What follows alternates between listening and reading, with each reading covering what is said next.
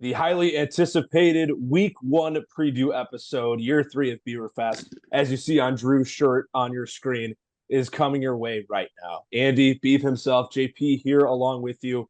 This is going to kind of be our format every single week, except this week we don't have any action to recap because, well, the season hasn't started yet. So this week we will preview, and instead, obviously not having something to recap, our second segment will be our power rankings heading in to week one of the season. Recording this on Monday, gentlemen. Happy Labor Day to you. Hopefully, you guys enjoyed your holiday and your day off and are looking forward to previewing some fantasy football here.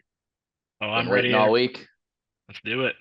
Let's get into it. Right away, first matchup, a highly anticipated rivalry matchup. Obviously, for those who have stayed tuned in the past couple weeks, past couple shows, it's something we've introduced this year, having a 14-man league. Everyone plays everyone once, except for your rival, who you play in week one, so this week and in the final week, week 14. And we'll start off with a matchup. One of the gentlemen on our panel here, Mr. JP McGuire, aka Kevin Parker, taking on the Hamburglar. Can you take me higher, Zippy? And this should be a good matchup, Drew. I know we've been talking about it, looking at it. This is just pure talent on both sides. We're going to have some stinker matchups here in week one, but this is not one of those. Yeah, I definitely agree, Yak. I mean, you look at the QBs, you look at the receivers, you look at the running backs. I mean, it's all about even. I mean, this is about near the matchup of the week, I think. I don't know what you think, but I mean, I think I got my notes. I think it's just going to come down to the flex play, but who has the better flexes on the week. Yeah, I mean, it's when I look at it, we kind of talked about this before we hit record, and I also agree in the same motion that it's either this matchup or, funny enough, Drew, the matchup that you're partaking in here in week one that I have as the matchup of the week. Yeah, I mean, you look at the top, Lamar Jackson, Anthony Richardson, and then two of, if not the two best running backs in all fantasy football, Saquon Barkley and Christian McCaffrey, just a boatload of talent on both rosters, both in the very stacked North Division, our new divisional format here for year three. JP, I guess I'll go to you. Thoughts heading into your rivalry matchup? Obviously, you picking Zippy as your rival. This should be a good one. I know, obviously, banter as well off the field, but just two very talented rosters that you guys are bringing to the table. Yeah, and as I was prepping for this, there were two things that really stuck out to me, and it's this little grouping down here at the bottom. Now, what I noticed the most is three rookies just down here, and even if I scroll up a little more, four rookies I'm starting. Marv, everyone is expecting big things from Marv, along with Bowers. And then I got McConkey and Thomas, which I'm not sure Thomas is going to hit that number 10 projection right there. I mean, I think it's going to be very touchdown dependent. We saw in the preseason, both his targets were 20 plus yards down the field. And then to that same degree, I really don't think O'Dunes is going to hit his projection. I don't want to say, speak bad on him because, bear down, but I don't think his projection is going to be hit. And lastly, with Daniels, going up against Todd Bowles, who, whether you like him or not as a head coach, he's still probably one of the top 7 defensive minds in the game. And I rookie quarterbacks don't typically win in their debuts. And I really think Bowles is going to make Daniels' life miserable in that first game, especially on the road. Yeah, I should have probably mentioned too. It's going to be coming down to who's the better rookie of the week. Yeah, no, it'll be interesting for sure. And we're not going to make JP. Obviously, we know where JP thinks this matchup in this game is going to go. Drew, I guess I'll start with you. Who do you have winning this week one matchup? It's kind of a coin flip, like I said at the start, but I got JP. I think it's going to be the battle of the rookies, and I think his rookies are going to have a better projection outcome than what Jake's got. So I don't think, like JP said earlier, I don't think Daniel's going to have a great game week one. I think he's going to struggle a little bit, but we'll see what happens. Yeah, this is a tough one. I put this as a coin flip game for week one, but I'm also going to lean JP just because I trust the quarterback play a little bit more. And you look at the surefire running back talent with McCaffrey and Henry; those guys just feed on touchdowns. And you have to imagine that's going to be a part of it as well. It is tough. The rookies, that is a tough thing. And JP obviously has more rookies on his side, but I like the fact that he has two quarterbacks that aren't rookies that are consistent. You know what you're going to get out of these guys. And I do like Lad McConkey a ton, and I'm not huge on Vegas. So I think when you looking at the bottom feeders, and like I said, we love Romo Dunze, we love our Bears, but it's a new offense, a new system with a quarterback playing in his first ever NFL game. We just don't know how that's going to go. It is tough. I see both sides of it, and I'm not just saying it because he's on our panel. I will pick against my fellow panel mates here this year, but I am going to lean JP in this match. The one thing that does scare me too is that his key player, JP Lamar, plays on Thursday. I just don't like players playing on Thursday. And plus, it's the first game of the year, so we'll see how that plays out too. Yeah, no, it'll be interesting. And even look, you got a guy for on Jake's side, AJ Brown, who's playing in that Friday game in Brazil Yeah, against Green Bay. Don't know how that's gonna. It's just there's a that could lot be of a cluster. factors here. Yeah, exactly. Yeah, there was one other thing I had in my notes that I forgot to mention was he has, I believe, 3 guys playing on Monday night. So I'm going to need a big Yikes. lead headed in there because it's going to be McCaffrey taking on Wilson, Ayuk, and Kittle. And it So seems like he has 2 guys playing on Friday. Is that he right? does, yeah. Yeah. Brown Yikes. and Bark. I don't know about you boys, but that Friday game just scares me, just fantasy owners like crazy. I don't know. I I'm not liking just it. It's it gonna being be in weird. Brazil, it's just weird vibes. Yeah, Yeah. Yeah, And weird vibes. especially everything happening over there too. I just don't like it. yeah, it'll be interesting. So we're both, me and Drew, both leaning JP, but like I said, I could see it going either way, and I'm Yeah, gonna try like and we not said, be coin that flip. way for everyone. But I guess we'll get into my matchup of the week against my rival, Mr. Frank, who you'll find out later in our power rankings. Everyone obviously on this panel is very high on because you could just look at his roster. He's projected 160 points. Quarterbacks Mahomes and Stroud. I mean, I'll talk about my guys too. I do like what I have coming into the year. Drew and I actually made a trade since our last episode. I gave him a second round pick this upcoming year for my now wide receiver 3 and Calvin Ridley. I'm going with 2 tight ends, as is Frank, Njoku, and Ferguson. Against on the other side, Kincaid and McBride. Obviously, this now being a tight end premium league and having some good tight end depth. I like going into that. And Jerome Ford now starting for Cleveland the first 4 weeks with Nick Chubb being placed on the IR, the physically unable to perform list. And then my QB2 being Justin Herbert. Obviously mentioned CJ Stroud. He's got the advantage there with Stroud. It's a tough matchup, and I've been joking around with Frank about this ever since we were named as rivals. I don't mind being his rival. I know that's kind of backwards when saying, oh, you get the best team in the league as your rival, but I go into these matchups with nothing to lose. I'm not expected to win these games. So I'm just playing with house money at this point. If I could steal a win or two from him, as we go along every single season, but it'll be tough. He's the best team in the league for a reason. So I know it's an uphill battle in week 1. Yeah, I one of the things I noticed when I was going through this, and I'm glad that you pointed out, is Calvin Ridley. And matched up with Calvin Ridley, I also noticed is Malik Neighbors.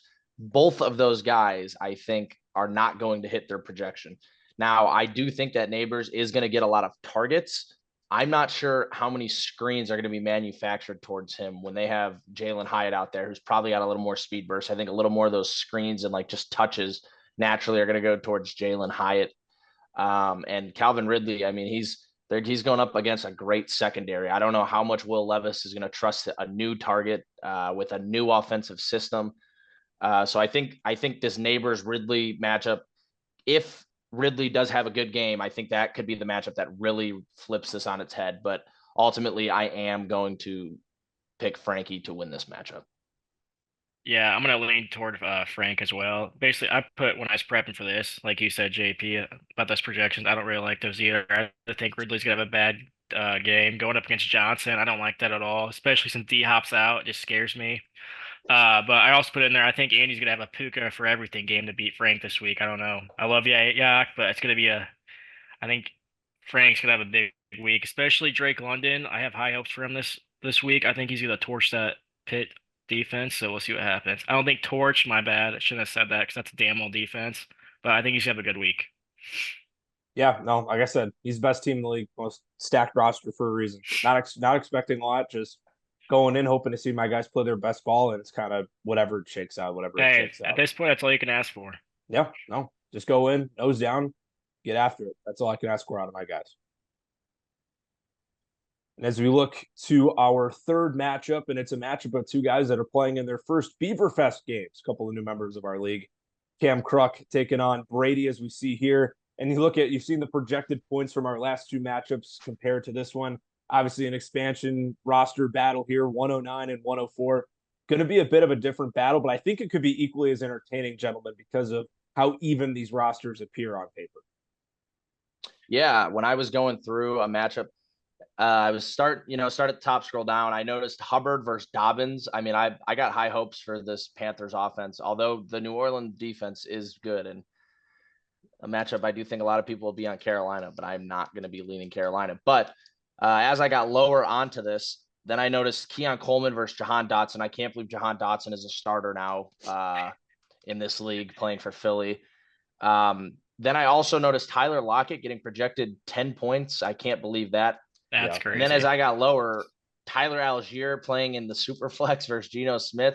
I started this projection off thinking, oh, Brady, how is he only projected 104? I'm picking Brady to win this. And the lower I got, the more I realized that I think Cam wins this by way more than 5 points that he's projected.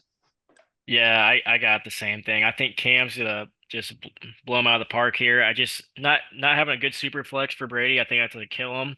As you see though, he's Cam starting J.K. Dobbins. I think he'll go over 5 points. We'll see. I think he's gonna split some reps with Gus Edwards. We'll see though. But other than that, yeah, I think Brady's got no chance here, unfortunately. But it should be a good matchup.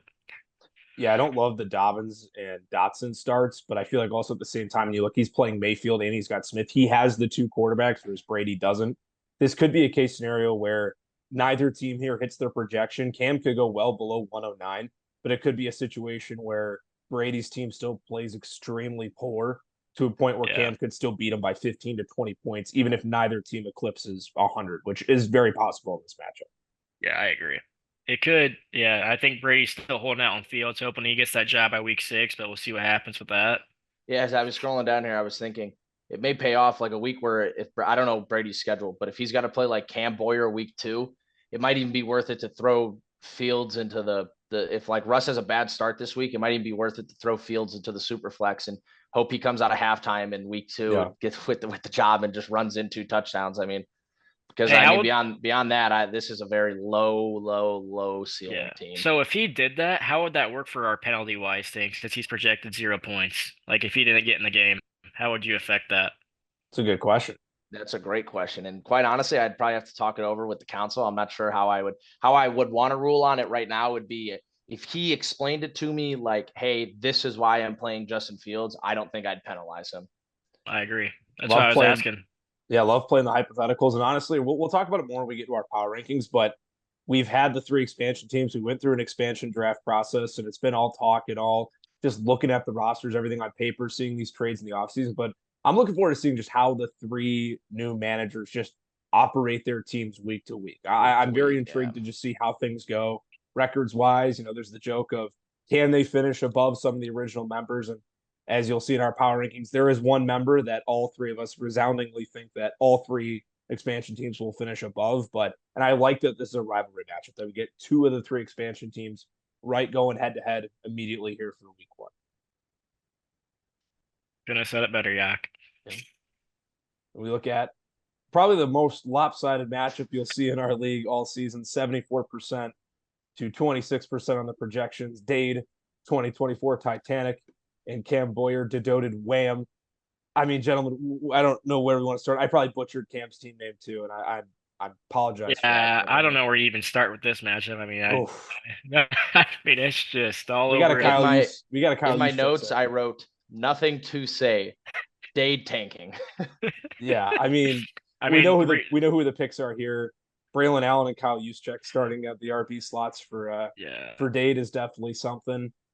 I just put in there. I just said hopefully he can watch his young core grow and get excited for them progressing as the weeks and weeks go on. But with McMillan and Polk, but I mean, it's not going to save him for a win at all. So I mean, I don't even think Polk's going to hit 8 points this week, but we'll see. Maybe I'm wrong. This could be a side thing that we see. How many points do you guys think Dade hits in week 1? He's projected 85. I think he goes under 85. That would be easily. That would be easily, because if Juszczyk doesn't catch a pass, Juszczyk's getting 0. Yeah, that'd be a fun game to do each week. Project his points. Project 8 points. I'm gonna go. I'm gonna throw out. So you're gonna go 60. I'm gonna go 66.8. I'm gonna go 73.86. I should probably do a point. 62.2. There you go. That's good. I mean, there isn't a whole lot to say about this matchup, like JP said. You kind of see it on paper. Cam's a top 3, top 5, team in this league. And Dade's made it pretty clear what his initiative is this season. So unfortunately, when we preview and recap Dade matchups, there probably won't be a whole lot to say as the season goes. One more thing. Does he have any impact players that could score like a 40-pointer? I don't even think I don't think so. I like Jaden Reed. No, I do like Reed, like but a 40 bomb though, and no, not for a 40 bomb.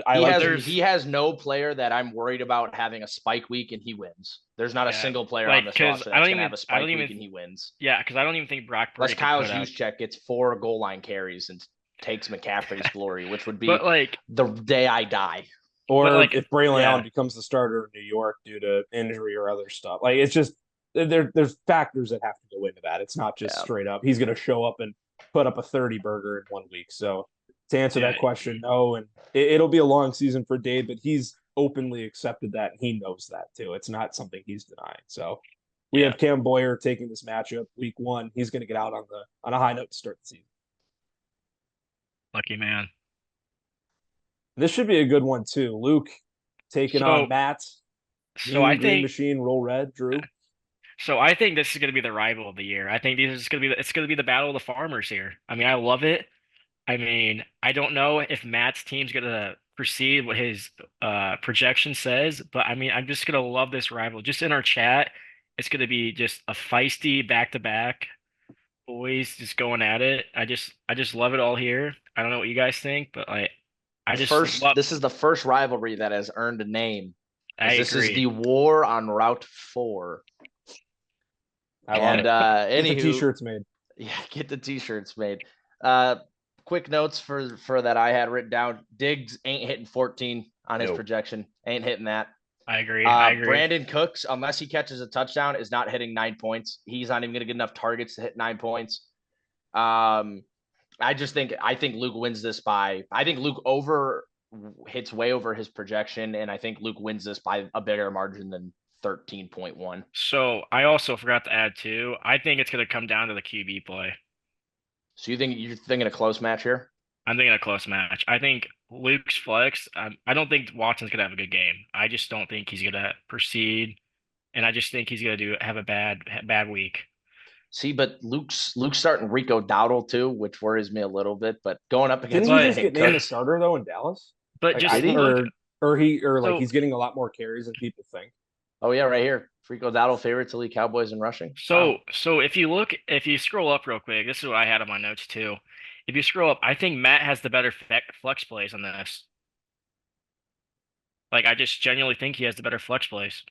Yeah, do you like I like Fant or Darnell Mooney. I mean, I guess Fant's probably got the little better floor, but Mooney definitely has the better ceiling. I mean, I agree. Darnell Mooney's definitely more that vertical guy who could have like a random spike of 14 or something. But Cooks could also be that guy. He's not going to have a 25 bomber, but he could get a touchdown, 3 catches. I mean, that's an easy 15 right there. So, I mean. See, but right here, I think both of these guys are going to kill their projection. And I understand Tajay Spears and Tony Pollard. One of them is obviously going to have a good week, and one of them will probably have a bad week. We just don't know how. That's the problem. Yeah. That's going to be the coin flip of each week of who's going to get the ball there. So the Bears are relatively good at stopping like between the tackle running. It's the outside zone that kills us. And I think Pollard is more of that outside zone and Spears is more of the bruiser. So I agree. I also love Luke's running backs. Bijan and I mean, like that's just for me, that's what sells the matchup alone. I am taking Luke. I love that. And I'm hoping for Luke's sake that his battle, it's like name a historic battle, the meme, and it's Luke versus Kyle Pitts. I'm hoping that for Luke's sake that he doesn't have to deal with as much annoyance with Kyle Pitts this year. Like, I don't know. That's like one thing in this league. Like, I don't feel bad for other people on a lot of things, but him with Kyle Pitts, I always have felt bad for him on because that's just an annoying battle with a guy who could be talented. So I'm hoping he plays well, and I like his running backs. No, yeah, I agree with you. Yeah, I think he's got the best 2 running backs in the league for like team wise. But here's the thing. I hope this doesn't happen, but I'm just hoping Algier does not get the goal line carries like he did last year. Yeah, I mean, that's the thing we'll have to see. It's a new offense in Atlanta with Zach Robinson. So we'll see what happens. Completely different game. We'll see if it's the same. I know they like Tyler Algier, but I mean, it's all talk until we see it on the field. And I hate to say this, but I know Josh Allen is Josh Allen, but hey, he doesn't have that set receiver in Buffalo. So, I mean, he could have a bad week too, but I don't think that's going to happen. So I think his cores. I mean, I don't know what you think, JP, in terms of the Buffalo receiving core, but I know it'll take time to grow, and the names aren't as big as what they've had. But I like Keon Coleman, Shakir, and Sandal. Like, I think that could work along with Kincaid. I know it's not perfect, but I don't think that's going to totally be an Achilles heel. I'm also super high on Keon Coleman because he was a former Spartan. But I like what Buffalo has there in the receiver. Yeah, I think Shakir is going to, at least to start, I think he's going to get their screens. He's going to be the PPR guy. He's going to be the guy you want PPR. You know, Curtis Samuel, I don't know what to make Curtis Samuel. I've loved Curtis Samuel. I've had him in almost every fantasy league I've ever done since he was with the Panthers. But I really think everything's going to be all Khalil Shakur and a lot of Dalton Kincaid. But not a very good room. So yeah. So we'll just have to see what happens. But yeah, I got Matt here. You boys got Luke though, right? I got I'm Luke. going Luke. Andy, who did you end up going with in the Crook Brady? Oh, I never announced my pick today. I'm going to take Cam. Okay. I'm going to take Cam. Yeah. So we are almost done with our matchups already. And this is another one. Ty, Jack, Russian Vodka, Lockheed Martin. And according to our projections, it's within a 3-point crunch here. And a couple teams have been established. We mentioned on the show last episode that we had the big Will Levis trade and automatically being thrown into Ty's QB1 spot. And we're going to call it a new era for Ty. Made some moves this offseason, shipping some guys out, bringing in some young blood. He's in search of a week 1 victory against, a guy who he's very tight with. So I'm looking forward to seeing how this matchup goes. Looking at the flex play, like Kirk Cousins over Jacoby Brissett. And just in general, like Jalen Tolbert starting on Jack's side. Don't love that. There's just a couple Tyler of things. Conklin starting over. Yeah, I mean, it's slim pickings out in the flex. Hold up. I'll always lean with a questionable tight end over a questionable receiver now just because of the tight end premium. So I guess that's my short way of going with Ty. I think there was another one if you scroll up on Jack's side that I didn't love in terms of the receiver play. I could be thinking of a different matchup. Yeah, I mean, Rashid, I'm just not, or Shaheed, I should say. Shaheed. Not huge on him either. There are just little things. Chase Brown as well. Don't know how that's going to look early in Cincy with him and Zach Moss in terms of splitting carries. There's just a little bit more question marks on Jack's side versus Ty's. Another tight matchup, but I am going to lean Ty. So now that you mentioned Zach Moss and Trace Brown, am I fooling around, or did I see something where they're just going away from Zach Moss? Like I could be I thought that Zach Moss is not going to be in the picture, but that's I didn't read that. Anyway, I could be dreaming. I could be dreaming. Yeah. But what I got here is I got Jack winning this fight. I just had I think it's going to come down to the flex play again, like you were showing. I mean, he's got the Jets tight end. I can't think of his name. Conklin. And then Jack's got Tolbert. I don't like either of those. And then he's got Downs and Davis. I mean that's gonna be a coin flip. It's gonna be if Downs can catch a long pass or not. And then I don't like the Jacoby Brissett play at all, but I mean I don't think he's got anyone else's play. So I mean, but I still got Jack. I think he's got the better running backs. Yeah, I went with the, cue the air horns. This is my upset of the week. I went with Ty. I was looking at this and I think people are too low on Raheem Mostert. He's the only guy that can run between the tackles there. I mean, A-Chain, freak. Jalen Wright's a freak. But they both got that DeAndre Swift to them. They both like to run outside. Another one I didn't like, Rashid Shaheed ain't scoring 9 points unless he runs a punt back. Guy's just a bona fide scrub. Chase Brown, touchdown dependent, didn't like it. Now, Mike Evans here. I would take every over you can on Mike Evans in Sunday. He's going for 100+ and 2 touchdowns. You can book it here first when he goes for 102 touchdowns. Mark Andrews is not hitting his 15-point projection. Kansas City stops all tight ends. Jalen Tolbert's a bona fide scrub as well, and he's going to get clamped. Josh Downs I like, and then Brissett's a bum. So when I was going through that, Andy made a great point I didn't even think of when I picked Ty. Now I'm even more confident that Tyler Conklin gets his, tight end premium. Chigo Konku, I don't think he's ever scored more than 7.74 in his entire career, though. So I'm questioning that play a little bit. And as I scroll on to Ty's bench, I would play Khalil Herbert because I think he's going to score a touchdown on Sunday. Fair down. But beyond that, I think this flips the script, and I think Ty wins this in a nail biter. I think they both go over their projections, though. Oh man, can I give you guys my? Really 116 seems low. So does 1 night. They both seem really low for them. Can I give you guys my seed projections? Can I guys give you my pick again when we do our rankings? I'm kind of on a coin flip here. I might ask ChatGPT. You went Jack. I know, but like you locked in your pick. I locked in. I locked in. You know what? I'm going Russian vodka. I can't change my pick. I can't do JP's cue the horns upset of the week. I think this might be the only upset I take as well. I didn't even. Did you take? Wait, I thought you took yourself. And technically, I'm an upset. Yeah, Technically, I I'm an have to, I upset. have to take. I myself. guess I took an I'm upset thinking- taking. I shouldn't even. I forgot to say that. I took Matt. I guess. Yeah, you took Matt. That was your upset. There you go, Drew. And we have one last matchup. We say if in this, I think besides the McGuire and Zapara matchup, literally this is 50-50.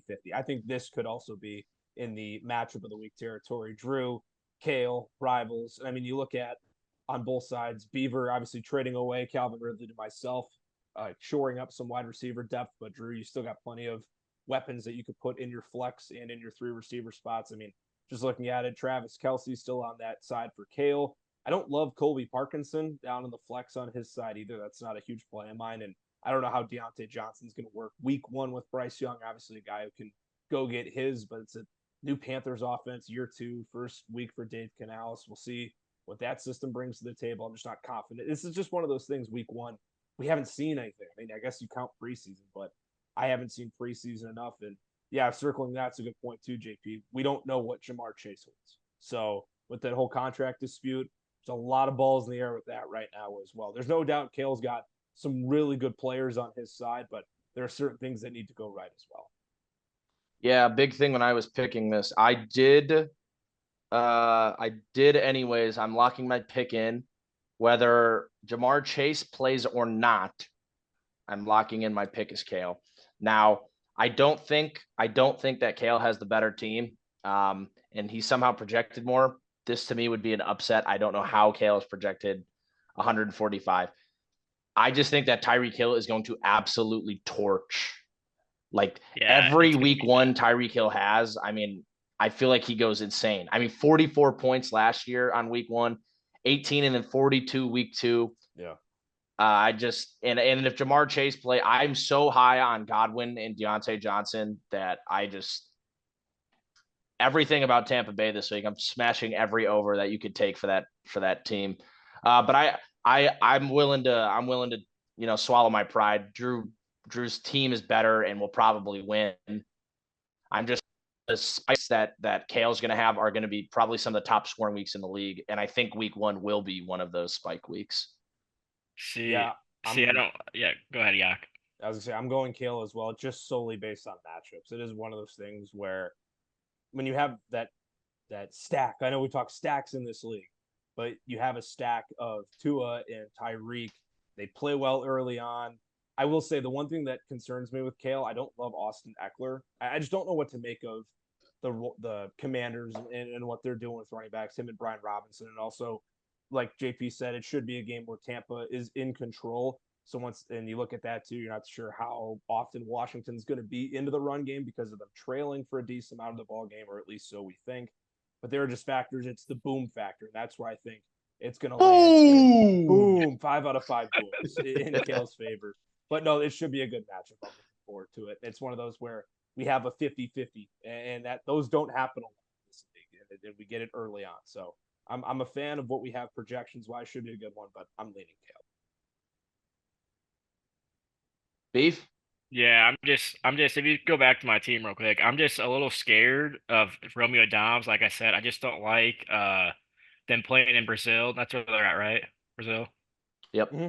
Yeah, I don't like that matchup at all over there. I just don't like out of the country games for anybody. For fantasy owners, it's just a nightmare because you never know what's gonna happen over there. That's why I'm a little scared for Hurts and I'm scared for Devontae Smith. I don't know what I'm gonna expect out of them, especially Dobbs. I got 3 players played in Brazil, and it just worries me a little bit. That's the same thing with Dobbs. I don't know what to think of him. I think he's gonna have a good year, but then again, like he's like a Christian Watson. I feel like if he doesn't get in the end zone, it might be a scary week. But here we are. We're just gonna hope for the best, and hopefully he pans out.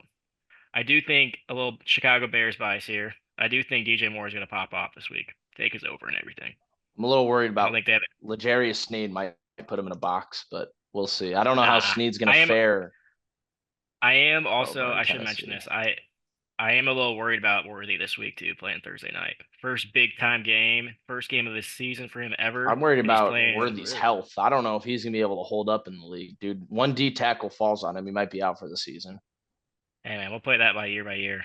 He is working without Hollywood Brown though, which could be to his benefit, getting some more looks I do think the one thing I got the upper edge on Kale this week is no, I don't have him upper edge on the receivers, but I do think I do have him on the running backs. I don't like Najee or like you said, Yak, Oh, I do not like 100%. Eckler at all. I hate Eckler. I do not like him at all. I just don't know what to think in Washington. I just don't like any of that team at all. Completely So understandable. yeah, that's all I got. Oh, That's just obviously the I'll be thing. taking myself. So Yeah, and Drew will be leaning himself. Those are our week one picks. We're looking at it as well. Excited to recap those next week, and as well coming up here, we got our rankings heading into week one. Just here in a minute. Before we get into our power rankings, too, want to mention that the picks that we just announced of who's taking who, we're going to keep track of those throughout the year as it goes along, and we'll have weekly updates providing as to who's doing what and standing. And we got a side bet going here between the three of us as well as to how many picks everyone's going to get right every single week. So without further ado, going to get into our power rankings here for the first week opening up the 2024 season. We want to take this time to thank our sponsor for the power ranking segment of this video. Fellow league member Luke Hunley and Hunley Farms have been grateful enough to sponsor this video. Hunley Farms is a family-owned agricultural business in Auburn, Illinois, specializing in the production of high-quality crops and livestock. With a focus on sustainable farming practices, Hunley Farms strives to provide fresh and locally sourced products to the community. We just want to thank you, Luke Hunley and Hunley Farms, for sponsoring this video, and now we're going to get right into the power rankings. Let's get after it. Love that. Thank you, Luke. Shout out to yes, you. sir. Thank you. Hunley Farms, great picture as well. Mood AF. Hey, and happy hat. harvest season, boys. Yes, happy harvest season indeed to our friends formerly of the cornfield division. Now, as we have split into two different divisions, as you see that here, North and South, as we enter our power rankings, and similar to other power rankings that we have had in the past, the top six very North dominated. JP. Yeah, and but as we were laughing about pre-show, and we'll continue to laugh about for the entirety of this season, number one is no shock, Frankie Tamillo with Mahomes and Friends. He's going to be there the whole season, folks. So strap in and buckle up. We're never going to discuss him. We're never going to need to talk about him. And you know what? Quite frankly, I don't want to give Frank that much shine anyways. So I would like to move on to number two, though. Of course, I would like to talk about myself. Yeah. So number two, we got me coming in. I feel good to be voted here, not only by myself, but the other two on the panel. It feels good to be after last year's debacle, being second to last in an open tank season. Feels good to be second in the power rankings. So next we're moving on to dedicated Wham. Oh, I messed that up so bad earlier. I didn't realize Mr. Cam Boyer. Andy, you had Cam Boyer the highest in your own personal ranking. So why don't you talk about Cam a little bit here? Yeah, I think, and I kind of acknowledged this after the rankings. I said, you know what? I went off Cam's pedigree of winning a lot in this league, and even if it's not based on what he has now, which is kind of backwards because, well, this is the power rankings going into the season. I went based on just history of the manager. He's a guy who will make a ton of in-season moves and always figure it out. It helps that I really like the team that he has entering the season right now, but I also looking further ahead as well, knowing that if there is something that goes wrong, he's the type of guy that won't mess around. He will patch any holes in his roster no matter what the cost. So I kind of put all those factors into consideration when putting Cam as high as I did. And also, I looked into it as well. We know that this league is very top heavy, lopsided when it comes to each division. Want to give the South Division some shine as well with their best team. And knowing that Cam is their best team, that boosted his stock in my eyes a little bit as well. Yep. So then we'll move on to the Hamburglar, aka Zippy, who has made a lot of moves recently. As we discussed in our last video, he was the heist master in that Ricky Pearsall, Bryce Young for 2 first-rounders trade. But I mean, trading away, some depth pieces, moved him down. I believe last time we had him at 3, he now sits at 4. But as we'll talk about once we get there, there is a good portion of teams here that I think are competing for a championship, and we're going to move on to one right now with the Dirty Beavs panel member. Beav, talk about yourself. Tell us why the fans should believe in you, why you think you are going to make a run at a championship, and why you should be higher weeks on. I just see myself as a little underdog. I got the players to do as it. As the 5th ranked team in the league. Okay, but for underdog on my standard, there's a huge gap. Like 9 through 14, I don't see them doing anything. Like for me and you, Yak, there's a huge underdog for us because, like, as I was saying earlier, the 9 through 14, I don't see them doing anything. Like it'd be awesome if they could like catch up, but I just don't think they have the pieces we'll talk later about. But I got some rookies on my team that I think could perform and beyond, but we'll see what happens. I don't know. I'm high and low on my team at the same time. It's just like I was talking about earlier. I got those players that can be big impacts, but at the same time they're gonna have low moments too. So we'll see. There you Yeah, and go. then here we go. Moving on to the next panel member. We got the B-Town Brawlers and Yak.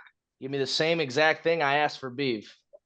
Yeah, I think mine's pretty straightforward. I know it's been talked about on our show episodes leading up that my team and myself, just the definition of mediocre in this league. I think if I'm about 500, I'm a game or two under. I've made the playoffs both years. I'm just pretty consistent in that regard, but bringing that type of mentality along with the fact that I believe this is the best team I've brought to the table in the now 3 years that I've been a part of this league. So if I've been able to scrap my way into the playoffs the last 2 years with a lesser roster, I feel a lot more confident in my ability to not only make the playoffs this year, but actually give myself a push I guess I'll steal Drew's line. Not I believe in myself as a team that's not the underdog, but maybe in terms of underrated, we're looking at the other title contenders that I feel like what I've done in the past, and like I said, bringing my best roster the 3 years to the table.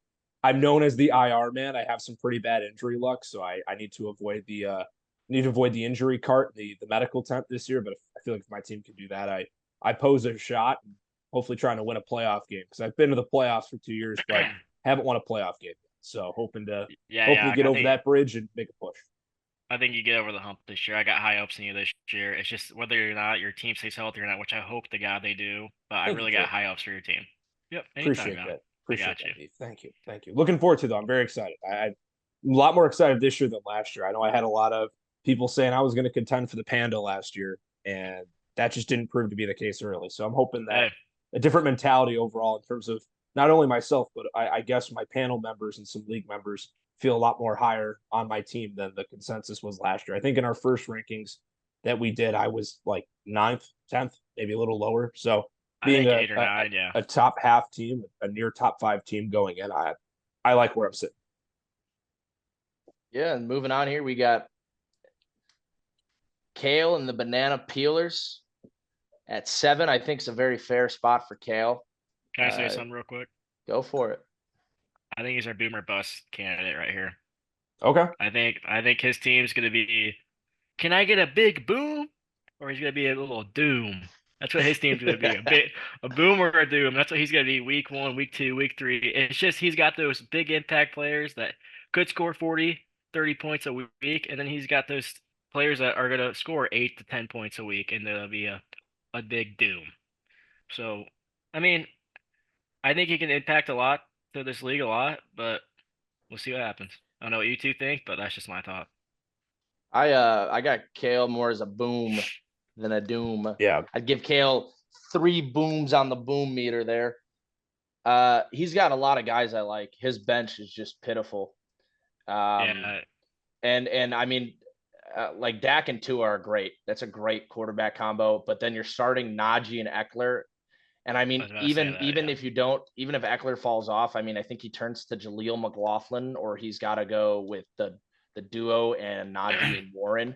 That worries me a little. But his his quarterbacks and wide receivers, that's a good enough team to not only make the playoffs, but like But cry. both 7 seeds. Every 7 seed has won the championship.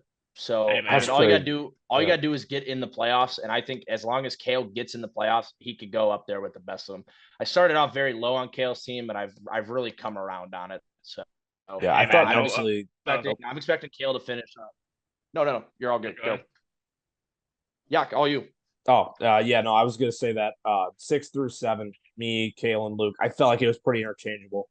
You could flip it around any which way, and I feel like us three, that's kind of a tier of its own. So yeah, I like Kale. I like the duo of Hill and Chase. Anytime you can get that, it's not bad as long as Jamar doesn't have to have himself sit out due to contract stuff. That's gonna be a big thing early, but it could be like a Chris Jones situation last year. He might miss one game, he might miss no games, and even if he does miss one game, he'll be back soon. So that's a short-term issue, but when you're looking at chasing a championship, every week matters. So we'll see. But I like in terms of what he brings receiver and quarterback wise, and like we mentioned during his preview and just now, that the running backs could be an issue down.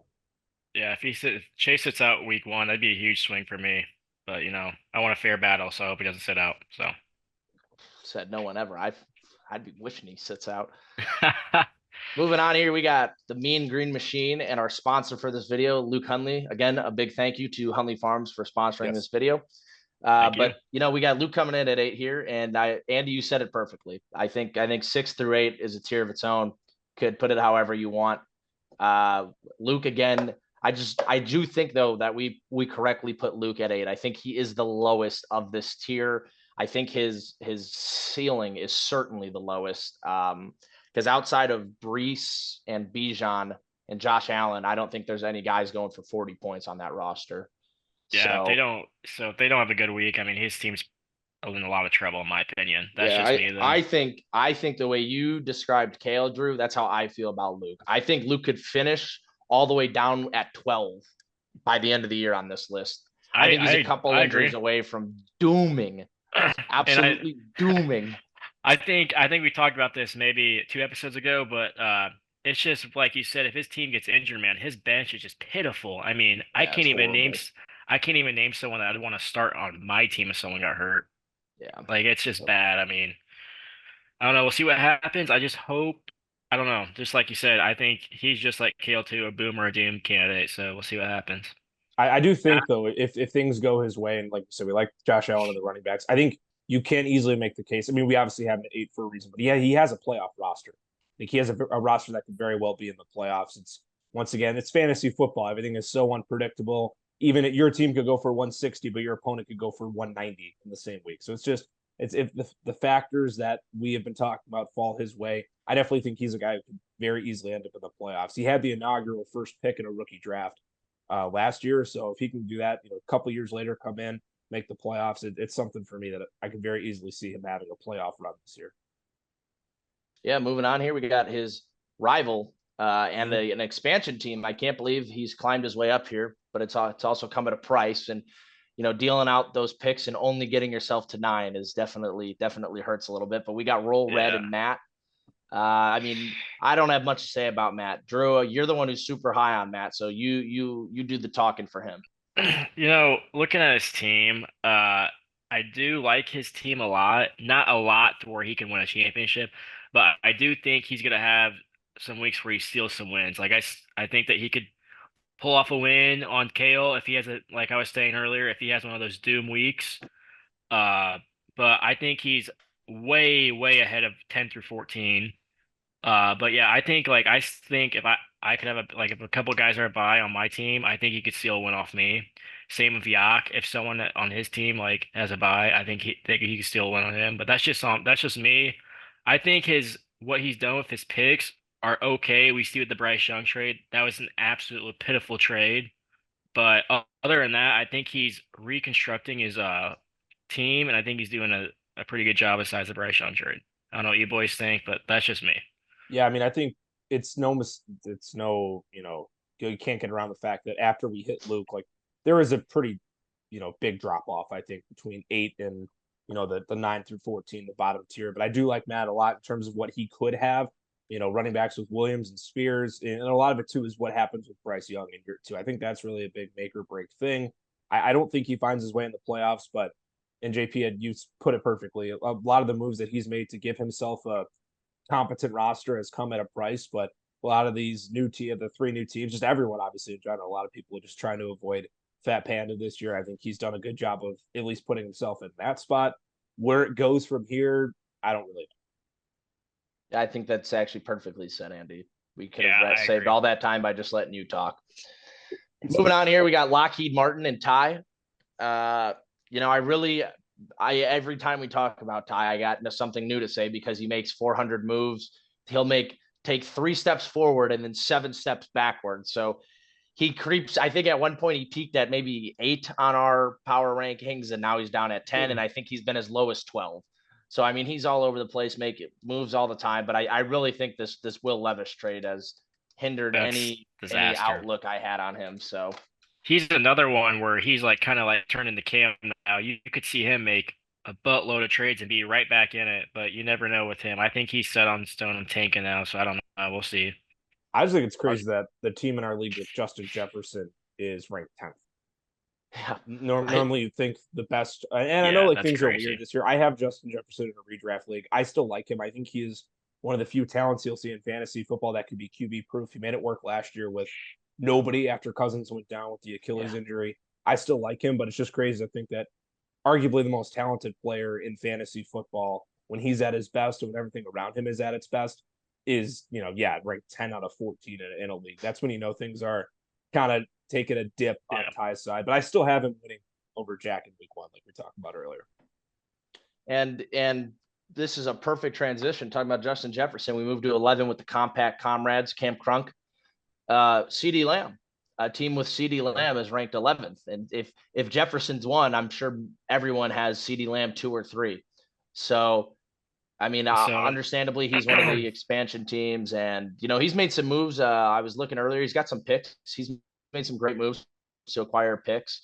So he's sitting in a good spot dynasty wise. But I mean, he's just not going to pose a threat to anyone in this league. He's another one in my opinion that, I mean, just because he has CD could put up 45, and dang, he could just upset someone right there in stone. I mean, his team's not bad, but not to compete. But just like him having CD could just upset someone just like that, having a 45 bomb or 50 bomb. You just never know with him. Yeah, I think he certainly benefits too from because he's got 2 quarterbacks. I think he might be the only, or Matt might have 2 quarterbacks, but Matt's Bryce Young and who though? Stafford. Oh, okay, never mind. Well, Brady doesn't have 2 quarterbacks, and that's what I remember. And I like Geno Smith a lot in fantasy this year. So I was going to go in the 2 quarterback argument and just a long-term outlook. I know this is a week 1 of this year, but Cam Crunk having 3 first-round picks next year is pretty exciting. Can't help but get pumped about that. JP talked about Khalil Shakir earlier. He's got him along with CD. It's one of those things where being an expansion team is tough. It's not going to be an extremely exciting year, but there are pieces on this roster for Cam that not only he can get excited about now, he can also get excited about 3 to 5 years down the road. And that's what's important in a dynasty league. Yeah, and then we move on to someone I've been excited to get to and talk about. We get to Russian Vodka and Jack. I had Jack at 9 in my power rankings. And honestly, I even debated putting him above Luke. I just think his ceiling is very high just for this season. He's got no outlook in Dynasty, probably the worst in the league in Dynasty. But as a just one season, week-to-week guy, you got Mike Evans, Jonathan Taylor. If Nick Chubb is anything of what he was, Nick Chubb comes back healthy. I really like Trevor Lawrence this year in fantasy. And he's got Terry McLaurin, who I think fits Jaden Daniels' play styles perfectly, and Mark Andrews, who could go for 25, 30, 35 any given week. I just think that Jack's not going to be someone you want to play when you got guys on bye weeks, because an upset will be brewing there. But I mean, I'm ranking him at his highest, and he probably won't hit his highest. So I think 12 is probably a fair spot for him. Yeah, for me, it's a depth issue. I mean, he's got D-Hop on his bench, but minus D-Hop, you look at the other names. I mean, we got Brevin Jordan being rostered along with a Sione Vaki. I don't know what Sione Vaki. Yeah, I don't know who or what that is. If you he played safety and running back at Utah. What's he listed at? Is he even listed as a running back? Okay, he's listed as a running back for the Lions. If you would have asked me before we started recording who that was or what team they played for, I would have no idea. So for me, it's just a depth thing. Yeah, I like what he has in terms of, like you mentioned, Terry, Jonathan Taylor, Mike Evans. We talked about in his matchup preview, though. I don't love starting Jalen Tolbert. It's not a huge pick of mine, along with Rashid Shaheed. Not a fan of that either. But yeah, once I started looking at the bench, I a lot of question marks for me, and I think that's justifies my reason of putting him a little bit lower, maybe than other people. Yeah, I'm just gonna keep it short with him too. I mean, I just see him as a depth issue. If one player goes down, he's pretty much screwed. So I like his high impact players, but just like you said, Yak, I mean, the depth's just an issue for me. Yeah. So I think we could knock these last 2 out quick. I mean, Brady kind of sold the farm a little bit, sold McCaffrey, got his picks. I think he's got Rashee Rice. He's got another, Keon Coleman. I believe he has Keon Coleman as well. Good young pieces there. Just missing a second quarterback. Got a lot of good veterans, though, that he could ship off for picks. With Keenan Allen spikes it all. I mean, you ship him out, and Brady, I think Brady a year from now will probably sit right where Matt is, but not much else to say with Brady. Ton of quarterbacks roster. I didn't realize how many he had on his bench until I looked. Jordan Travis, Jameis Winston, Marcus Mariota, Josh Just looking Dobbs, for Jake that one Brett, opportunity. Justin Fields. He's banking on it. I mean, just want to go ahead, Yak. My bad. I was gonna say, if a quarterback gets hurt in this league, there's a good chance Brady has his backup, and that's where he'll take advantage. That's where him not having a second quarterback comes into play. Is he needs someone to go down, which obviously is never an optimal situation to be, cheering for. Could just have Justin Fields take the job at halftime too. Yeah, that would be. I think that's the ideal scenario. Yeah. That's exactly what I was gonna say, Yak. I mean, just one quarterback goes down, and one of those quarterback he has on his bench hits. I mean, you could see someone like Cam. I'm just throwing out names, but Cam, Luke, Matt just overpaying picks just to get that quarterback, just so they're still in the hunt for playoffs. So you just never know with these managers. I mean, he could have a big boom with those players. But that's all I see in Brady. Just not too much for him this year. And I think Dade's team speaks for itself. The 2024 Titanic. When we were going through his roster, I mean, he's starting Kyle Juszczyk at running back. I mean, that's not much to say. Dade'll be 14th until 2024 or 2025. So how many wins this year? How many wins this year for Dade? I mean, the line's got to be. It's literally got to be 0.5. Yeah, it's got to be 0.5. I'm telling you, he will not win a game outright. Someone's gonna have to tank against him. Yeah, that's what's gonna happen.